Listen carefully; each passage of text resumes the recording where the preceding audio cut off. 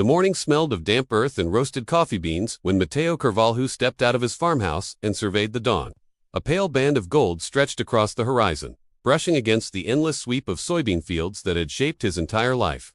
Rows upon rows of green, dukiest plants shimmered like a sea just beginning to wake. The pickup sat waiting in the driveway, a specially modified vehicle with a reinforced lift and hand-controlled acceleration. Matteo gripped the door handle, hoisted himself into the seat with practiced strength, and adjusted the brace around the end of his left thigh. The hum of the engine reverberated through the cabin, steady and familiar. Despite everything he had achieved, these quiet morning drives still grounded him. They reminded him that success had not come from boardrooms or billion-reel contracts but from soil, sweat, and the stubbornness to push through every barrier placed in front of him. Today, though, wasn't about nostalgia.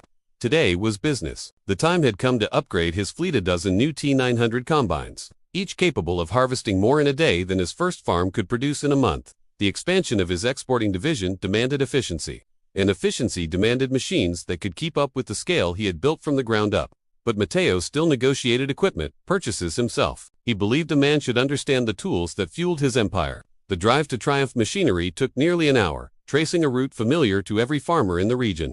The dealership was known for its massive inventory, new tractors gleaming like freshly minted coins, engines so powerful the very ground seemed to vibrate when they roared to life. Matteo had ordered dozens of machines from them over the years, but always through corporate intermediaries. This would be his first visit in person since the accident.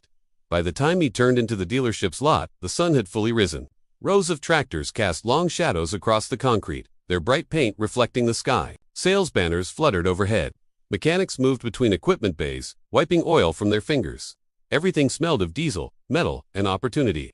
Matteo shut off the engine and stepped out. His prosthetic leg clicked against the pavement, a distinctive sound he no longer tried to soften. He walked with a slight tilt, each step measured but stable. He had worked too hard to hide the life he'd lived. He made his way to the glass doors of the showroom, where sunlight spilled across polished tiles. Inside, customers browsed displays, touching control panels and flipping through manuals. Salesmen in crisp uniforms moved between them with rehearsed smiles. At the center of it all sat Rogerio Mendez, the dealership manager. Rogerio's office was a raised glass enclosure overlooking the showroom floor like a captain's deck. He was a man constantly surrounded by numbers, paperwork, and what he imagined to be the weight of importance. Tall, clean-shaven, dressed in a fitted suit that strained slightly at the buttons, he radiated an air of someone who believed he ran an empire.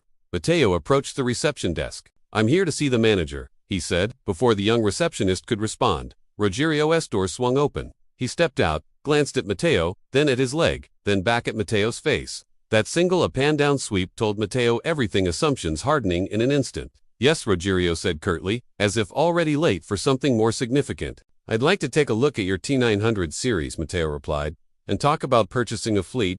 Rogerio blinked. A fleet? His tone wasn't inquisitive, it was amused annoyance. Matteo nodded without flinching. The manager's eyes flicked toward the door Matteo had walked through, then toward the parking lot, then back to the prosthetic leg. There was no malice in his expression, just the smug certainty of a man who believed he already understood the situation. "Fine," Rogerio said with a sigh. "I have a few minutes. Follow me." They walked through the showroom, Matteo steady on his prosthetic, Rogerio a few impatient steps ahead. The machines loomed tall and sleek around them. "Just so you know," Rogerio began, his voice dripping, a rehearsed condescension, "this level of equipment is extremely high-end. Most local farms can't handle the cost or the maintenance. It's not really beginner-friendly." Matteo felt a flicker of heat rise in his chest, but he kept his expression neutral. He had heard worse, lived through worse. Still, something about Rogerio's tone, dismissive, careless, absolute, cut deeper than it should have. Perhaps because Matteo had come expecting a normal negotiation, a professional exchange. Instead, he was being judged by the length of his stride and the make of his truck. They stopped in front of a massive T900 combine, its metal frame catching the sunlight in sharp angles. Rogerio tapped the side of the machine with his knuckles. "Truly impressive," he said. "But not exactly the sort of thing for, well, small operations or farmers with." He paused, searching for a polite word but finding none. "Limitations." Matteo inhaled slowly. "Is that so?" he said quietly. "Oh, absolutely," Rogerio continued, warming to his own assumptions. "These machines are for serious producers, large-scale clients, the kind who make real moves in the agricultural world." Matteo looked at the combine, then at Rogerio, then back at the combine, and for the first time that morning, a small, knowing smile touched the corner of his lips. He said nothing. Not yet. The harvest of this moment would come later. For now, he simply observed the machine. He intended to, by knowing that soon. Very soon, the man beside him would regret every careless word. The T900 combine towered above them like a metal giant, its ladder leading to a cabin outfitted with more technology than most city apartments. For Matteo, the sight brought a familiar thrill. He had always admired the engineering, the raw force, the promise of productivity contained within its steel frame. But before he could ask a question, Ruggiero walked ahead, speaking with the tone of a teacher explaining something to a slow student. "Let me be frank," the manager said. "Machines of this caliber require operators with experience." He gestured vaguely at Matteo's prosthetic leg, then quickly pretended to adjust his tie. "You understand?" The words were not overtly cruel. That made them worse. They were coded in polite dismissal, spoken by someone convinced he was stating obvious truths. Matteo tilted his head slightly. "I've operated larger combines than this," Ruggiero chuckled, not loudly, but audibly enough that two clerks glanced over. "Well," he said, "I'm sure you've done your best with what you have. But these are industrial machines. For big operations." Matteo clenched his jaw but remained silent. He had learned long ago that silence could be a form of power, one that often uncovered more truths than confrontation. As they walked to the next section of the showroom, a couple of customers, wealthier ranchers by their attire, looked Matteo up and down with curiosity, then watched Ruggiero with interest. Sensing the dynamic, the manager led him to a smaller model. "This," he said, patting the hood, "might be more your speed. Affordable, practical. We have good financing options. Many small farms use models like this when they can't handle the bigger." "I'm not here for that," Matteo interrupted with controlled calm. "I'm here for a dozen T900 units and 3 long-haul tractors. Full package, attachments included." Rogério paused, mid-sentence. For a split second his mouth opened, closed, then opened again like a fish gasping for water. Then he burst into a small, patronizing laugh. "A dozen?" He turned toward one of his clerks, as if sharing an inside joke. "You hear that, Paolo? 12 T900s. Paolo looked uncomfortable. "Manager, maybe you." No, Ruggiero waved him off.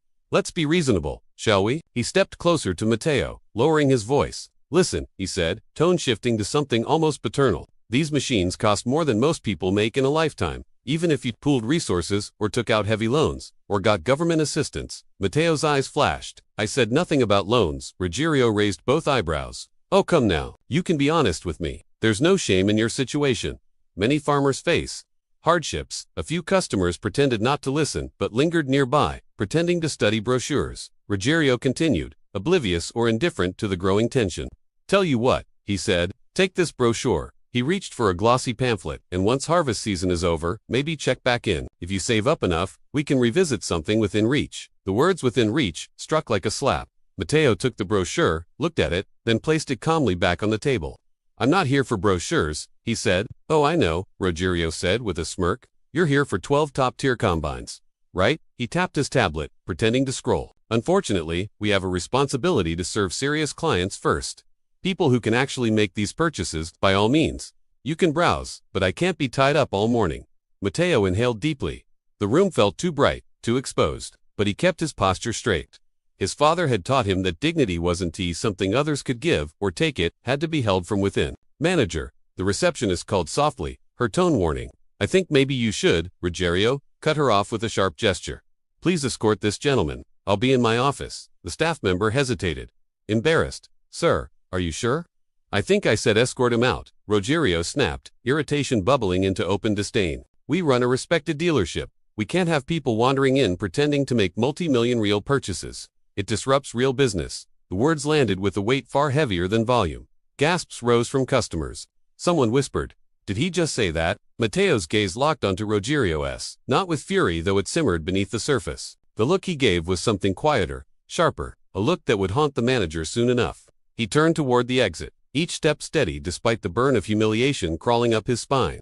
His prosthetic leg tapped rhythmically against the floor, echoing through the silent showroom like a metronome, marking the end of a man's patience. Outside, the sun struck his face, warm and indifferent. He took a slow breath. He had come here to buy machines. He would still buy them. But now, the day would root itself deep in memory for him, for the dealership, and especially for Ruggiero Mendez. Because the seeds of arrogance Ruggiero had sown so casually were about to yield a harvest he would never forget. The air outside the dealership tasted cleaner than the air inside, less judgment, less noise, less pretense. Matteo stood by his truck for a moment, letting his breath steady. Humiliation still clung to him like dust. He had endured worse, but today's insult felt like an old wound freshly reopened. He checked his watch. 2 hours until his scheduled site visit at the export terminal. He considered driving straight there. But no, this matter needed to be handled not with anger, but with precision. He made one quiet phone call, 10 words, no raised voice, no emotion. Then he got into his truck and waited. Inside the dealership, Rogerio sat triumphantly in his glass-walled office, convinced he had handled an inconvenience. He graded himself generously for patience. Such interruptions were common small farmers with big dreams. Hobbyists playing pretend, men who didn't understand how much the world had outgrown them. People need guidance, he muttered to himself, tapping away at emails. Not everyone belongs in the big leagues. He didn't notice the receptionist watching him from her desk with a troubled expression. He didn't notice Paulo, the clerk, shaking his head in disappointment. But he did notice when a trembling intern rushed into the office, face pale. "Mr. Mendes, yes sir, you need to come outside," Rogerio sighed dramatically. "If this is about that man again, it's not." The intern swallowed hard. There's someone here to see you." Who? The kid looked like he might faint. "The CEO of Carvalho Agroexport." Rogerio blinked and laughed. "Very funny. Tell them I'm busy." "Sir," the intern whispered. "It's really him." The convoy, a sharp honk, thundered across the parking lot. Everyone inside the dealership turned toward the windows as a line of black SUVs, licked, armored, unmistakable, rolled into the lot in perfect formation. Each bore the golden grain emblem of Carvalho Agroexport, the symbol of the largest soybean empire in the nation. The security details stepped out first, 6 men in black suits, sunglasses, and earpieces. The dealership had never hosted a visitor of such magnitude. Even the regional government officials didn't travel with this kind of presence. Mechanics peeked from the service bays. Customers stopped mid-conversation. Clerks froze with paperwork in hand. Then the rear door of the lead SUV opened, and out stepped Mateo, dignified, calm, controlled, wearing the same clothes. Walking with the same prosthetic but now surrounded by a force the dealership couldn't ignore. He wasn't a small farmer anymore. He wasn't someone pretending to buy machines. He stood revealed for what he truly was, the most powerful man in the agricultural sector, the richest landowner in the country, the head of the very empire that kept this dealership alive, and Rogerio had thrown him out like a nuisance. The manager Esfal Rogerio stumbled out of his office, nearly tripping down the stairs. "Mr. Carvalho," he blurted, voice cracking. "I had no idea. I didn't realize, we weren't properly introduced." Mateo said nothing. Words were unnecessary. His silence carried the weight of a closed vault. Behind him, the corporate executives emerged from the SUVs. These were the top brass, the director of agricultural operations, the export logistics chief, the procurement vice president, the regional manager overseeing all dealerships in the region, 4 of the most influential people in the industry. Each one looked at Rogerio with visible disgust. The regional manager spoke first. "Rogerio, is it true you denied service to the head of Carvalho Agroexport?" Rogerio's lips trembled. It was a misunderstanding. "No," the receptionist said quietly, stepping forward. "He humiliated him." In front of customers, Paulo added. "He laughed at him and tried to escort him out." The intern whispered. Mateo raised a hand dismissively. "Enough." Everyone fell silent immediately. Mateo's voice remained steady. "Let's conduct the procurement meeting." He turned and walked toward the showroom, executives following like a procession. Rogerio reached out in desperation. "Mr. Carvalho, please." Mateo finally met his eyes. Not with anger, but with the kind of disappointment that cut far deeper. "You assumed," Mateo said simply. The record-breaking purchase inside the dealership. Chaos turned to ceremony. Executives laid out the purchase contracts on a polished wooden table. Mateo sat down, flipping through pages with expert precision. "I will take," he said, 12 T900 combines, 3 long-haul tractors, 2 grain haulers, all attachments, all upgrades, full service package for 10 years. The room fell silent. This was a purchase that would appear in industry newspapers, a deal worth more than the dealership's entire quarterly revenue. And, Mateo added, signing the final sheet, "I will pay in full." Today, the pen clicked. The contract was signed. The deal was sealed. Rogerio's knees weakened. He realized far too late that he had insulted the one man whose approval, whose partnership, whose respect mattered more than any other in the agricultural world, and that his career would never recover from what he had done. The sentence when the paperwork was complete, Mateo stood. He addressed the regional manager, not "This dealership has potential," Mateo said, "but arrogance rots leadership." Executives nodded gravely. He turned to Rogerio. "You will not be fired today," Mateo said. The manager's eyes briefly lit with hope. "Instead," Mateo continued, "you will face accountability." The hope evaporated. "You will spend the next 6 months working on the yard," Mateo said, "as an equipment assistant. Cleaning machines, guiding customers, learning humility, learning respect." Rogerio's mouth opened, but Mateo raised a hand and the manager fell silent instantly. "If after 6 months you have learned how to treat every farmer with dignity," Matteo said, then you may earn back your position. A quiet murmur swept through the showroom. Some staff members looked relieved, some impressed, but no one doubted the justice of the decision. And when Matteo turned toward the door, the entire dealership instinctively stepped aside, like a field bowing beneath a strong wind. The contract signatures were still drying when the atmosphere inside Triumph Machinery shifted. The dealership, once a fortress of Rogério's authority, now felt like a courtroom one where the sentence had already been passed. As Matteo walked toward the exit, a quiet procession followed behind him, executives murmuring among themselves, clerks watching with a mixture of awe and vindication, mechanics standing still with wrenches in hand. Even customers paused their conversations, sensing that something significant had just unfolded. Rogério stood frozen in the middle of the showroom, unsure whether to approach or disappear. The humiliation burned hotter than anger. It was the cold, undeniable knowledge that he had revealed the smallest, meanest parts of himself in front of the most powerful man in the agricultural world. And now he would pay for it not with the simplicity of being fired, but with something far harder: accountability. A lesson delivered, the regional manager approached Rogério first. His tone lacked the usual corporate polish. It was tight, controlled, and edged with disbelief. 6 months, he repeated slowly, as though trying to process it himself. On the yard, no office, no managerial authority. José do Suelode, is that really necessary? The regional manager stared at him. After what you did today, you're lucky your badge wasn't removed on the spot. Rogério felt his chest constrict. His fingers trembled. I didn't know who he was. Your mistake wasn't ignorance, said Paulo, the clerk, stepping forward. It was arrogance. The words landed like stones. You dismissed him because of how he walked. The receptionist added softly.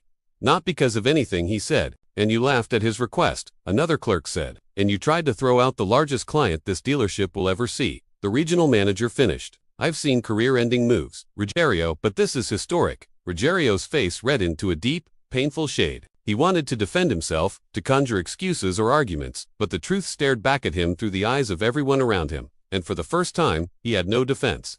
The yard the next morning, Rogério arrived at the dealership long before sunrise. Not out of virtue, out of fear. He wore work boots that felt stiff and unfamiliar, gloves that were too thick, and a uniform shirt without the polished badge of a manager. The embroidered Mendez manager patch had been replaced with a simple, unassuming Rogério assistant. He stared at his reflection in the bathroom mirror. His eyes looked older, smaller. A mechanic named Gioio poked his head into the doorframe. Hey, you're supposed to help with the pre-delivery inspections. Rogério turned. I don't know how to do that. Gioio shrugged. Good, then you'll learn. For hours, Rogério followed Gioio through tasks he had never imagined performing, scraping dried mud off tractor tires, checking hydraulic lines for leaks, greasing joints, wiping dust from consoles, carrying toolboxes that felt heavier than his pride, sweeping the yard after deliveries. Sweat soaked through his shirt by mid-morning. His back ached. His hands stung with blisters. Every task felt like a punishment, and yet every mechanic treated him with polite neutrality, neither cruel nor kind. They had work to do, and now he was simply part of the workforce. By noon, customers began to arrive. A farmer approached, a woman in her 40s with weathered hands and boots caked in soil. Can someone explain the T900's control interface? She asked. The mechanics were busy. Eyes turned toward Rogério. He hesitated. I can get someone. No, she said patiently. I'd like to understand it. Do you know it? No, he admitted. But I can learn. He climbed into the cabin, fumbling with the manual. His hands shook as he read aloud, stumbling over technical terms he had once ordered staff to memorize. The farmer watched him not with mockery, but with a quiet, steady gaze that reminded him painfully of Matteo's silence the day before. When he finished, the woman nodded. Thank you. You explained it well. Rogério blinked. Surprised, it was the first sincere praise he'd heard in years. The record delivery, 3 weeks later, the new fleet was ready. Matteo returned to inspect the machines not with executives this time, but with a small team of trusted engineers and operators. His presence still transformed the dealership, but he carried no entourage today. Just authority. The machines gleamed under the sun-fresh paint, polished metals, engines tuned to perfection. Rogério watched from a distance, standing among the equipment he had helped prepare. His clothes were dirty, his hair unstyled, his hands marked with the small nicks and cuts of physical labor. Matteo approached, his steps measured, his expression unreadable. For a moment, Rogério feared he might be dismissed again, this time permanently. Instead, Matteo looked past the prosthetic that had prompted such hasty judgment weeks earlier, and simply asked, "These machines ready?" Rogério straightened. "Yes, sir." Matteo examined his face, his posture, the grease under his fingernails. "You've been working," he observed. "Yes," Rogério whispered. "I have." Matteo nodded once, a small gesture, but not a small meaning. Then he inspected the combines with meticulous precision. every latch, every calibration, every software installation. When finished, he turned to the regional manager. "The machines are in excellent condition," he said. Ruggiero nearly sagged with relief. It wasn't praise directed at him, but he knew he had contributed. And Matteo knew it too. A conversation unfinished. As the final combine was loaded onto the transport trailer, Matteo walked toward his truck. Ruggiero found himself moving after him, compelled by something he couldn't quite name. "Mr. Carvalho," he said softly. Matteo turned. Ruggiero swallowed. I know I don't deserve anything from you. But I want to say that these weeks have shown me how blind I was. You taught me more by your silence than I ever learned from my own words." He hesitated, then continued. "If you ever return to this dealership, I won't greet you as a manager, pretending to know your worth, but as a man who finally understands his own lack." Matteo regarded him quietly. "You are learning," he said. "That is good." It wasn't forgiveness, not yet, but it was acknowledgement. A seed planted, a chance. 6 months passed in the slow, steady rhythm that only farm country understands. Sunrise, labor, sunset, rest, repeat. The seasons turned, soybean fields ripened, and the hum of machinery marked the pulse of the land. During those months, Triumph Machinery quietly transformed. Not because of a new marketing strategy, not because of new equipment, but because the man who once ruled its showroom like a self-appointed king was now learning the humility of honest work. Ruggiero, stripped of titles and privileges, found himself growing in ways he could never have predicted. A changed man before dawn each day. He would arrive on the yard with the mechanics, no longer wearing polished shoes, but steel-toed boots scuffed with dust. His hands toughened, his back strengthened, and his pride reshaped itself into something sturdier, something real. He learned things he had never bothered to understand. How to diagnose hydraulic failures by sound alone. How to recalibrate a GPS-guided navigation system. How to secure a header transport safely. How to speak to farmers with patience, without assumption or condescension. But the hardest lesson wasn't technical. It was human. One afternoon, an elderly farmer arrived with a battered hat and a limp in his gait. Months earlier, Ruggiero might have dismissed him instantly. Now he walked over with a respectful nod. "What can I help you with today, Signore?" he asked. The man smiled gently. "I think my harvester's pump is failing. Can you take a look?" Ruggiero rolled up his sleeves and examined the machine with careful hands. As he worked, the farmer watched him with a warm, knowing expression. "You do this well," the farmer said. "I am learning," Ruggiero replied. "Learning is good," the man said. "Judging, not so much." The words landed softly, but deeply. "Ruggiero not add feeling them, settle into the places where old arrogance once lived." The return of the iron harvester. News of Matteo's impending return spread through the dealership like wind through a wheat field. The staff straightened shelves, polished showroom floors, and made sure every machine gleamed. Even though Matteo had never demanded grandeur, the dealership treated his visit with the reverence usually reserved for heads of state. When Matteo's truck pulled into the lot, Ruggiero stood at the entrance, hands clasped. Posture firm, nervousness swirling beneath the surface. He had rehearsed what he might say dozens of times, but words seemed inadequate. Matteo stepped out of his truck with the same steady gait, his prosthetic leg clicking softly against the pavement. Yet something in his presence felt even stronger now. Not intimidating, just assured, grounded, unshakable. He paused as he reached the entrance. "Good morning, Ruggiero," he said. The greeting was simple, but it carried weight. Ruggiero bowed his head slightly. "Good morning, Mr. Carvalho." They walked side by side through the yard. The new fleet of machines fully delivered months ago had lifted Matteo's operations to unprecedented efficiency. Today's visit was not business. It was something quieter, more personal. Matteo inspected a few tractors, asked technical questions, and listened to the staff who had worked so hard to rebuild the dealership's reputation. He spoke like a man who valued people, not titles. Ruggiero followed, answering when asked, observing when silent. He did not attempt to insert himself. Humility had replaced theatrics.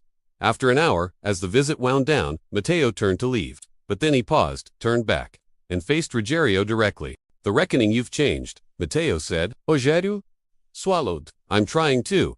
You've spent 6 months doing work most managers avoid," Matteo continued. "Work that reminds us where our industry begins." Ruggiero nodded. "In the dirt, with the hands of the land." A small smile tugged at the corner of Matteo's mouth. "You've learned something important," he said. "Dignity isn't worn like a suitor, lost like a title. It's practiced." Day by day, Ruggiero felt his throat tighten. "Mr. Carvalho, I owe you more than an apology. I owe you gratitude. For not destroying my career when you had every right. For teaching me a lesson I clearly needed." Matteo looked at him for a long, quiet moment. "I didn't do it to destroy you," he said. "I did it so you could grow." Ruggiero blinked rapidly, emotion pricking at the corners of his eyes. "Thank you." Matteo extended his hand, a gesture that shocked the onlooking staff into silence. Ruggiero stared, haughty yet breath-catching. Then he grasped it firmly. The handshake was not ceremonial, not symbolic. It was human, two men meeting on equal ground at last. The harvest. As Matteo walked back to his truck, the morning sun cast long shadows across the yard, glinting off the machinery he had purchased and the dealership he had transformed through his quiet, unyielding strength. Rogerio watched him go, not with fear or regret, but with the steady gratitude of a man who had been given a second chance and used it to become better. The convoy of SUVs pulled out. The dealership returned to its rhythm.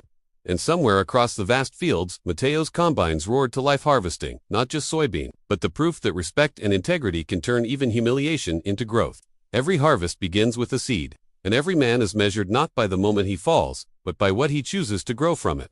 Years later, people would still tell the story. Some versions grew exaggerated over time: whispers of a dealership manager brought to his knees by the wealthiest farmer in the nation, of a mighty empire humbled by a single man's pride. But the truth, as always, lay in the quiet spaces between myth and memory.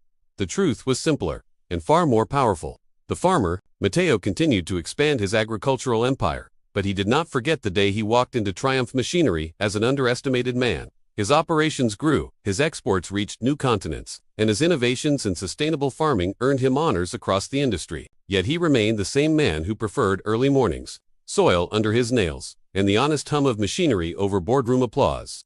When asked why he still visited equipment dealerships personally, he always answered, to remind people that every farmer deserves respect.